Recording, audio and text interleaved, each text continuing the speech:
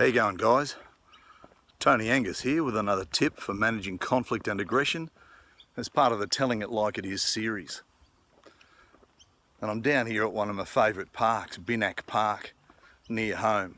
It's a great spot, and as you can see, it's a glorious day to be out and about and sharing this info with you. And the tip I want to share with you today comes from a request from one of my subscribers, a guy named John. And he, as part of his post, he was talking about an argument that he'd had with another person. And in it, he describes that he couldn't for the life of him change the opinion of the other person, or couldn't get them to see the truth in what he was saying, or even the sense of what he was saying. And so today I want to talk to you about changing other people's impression. And I don't suppose it's going to come as any surprise when I tell you, you don't change their opinion, they do. You don't change other people. People change themselves, okay? So if people only change themselves, what do we do? What's the solution for that? Well, it's really quite simple. Your role in a conversation or a debate or an argument, even any type of conflict, is not to make the person see differently. It's simply to provide information from your perspective. And remember, almost everything is your perspective.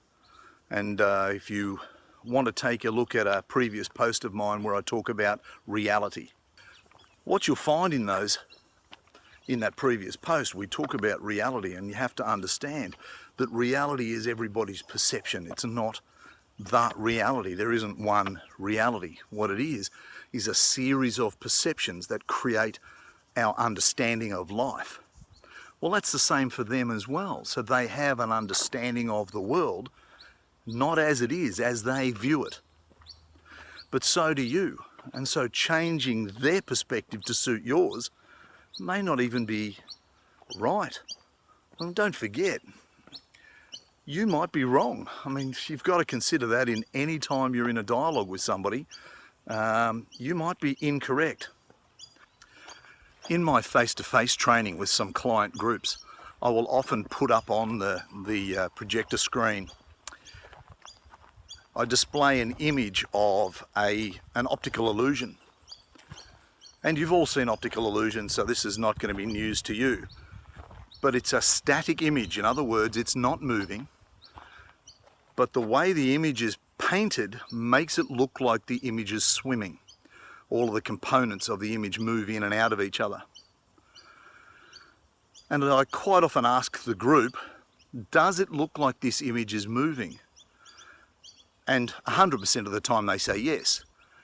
And so, but it isn't moving, it's a static image. The way our eyes function make that image look as though it's moving. But that just goes to show you how fallible we are as a being. We get things wrong all the time. Why we even argue as if we're right 100% of the time is beyond me.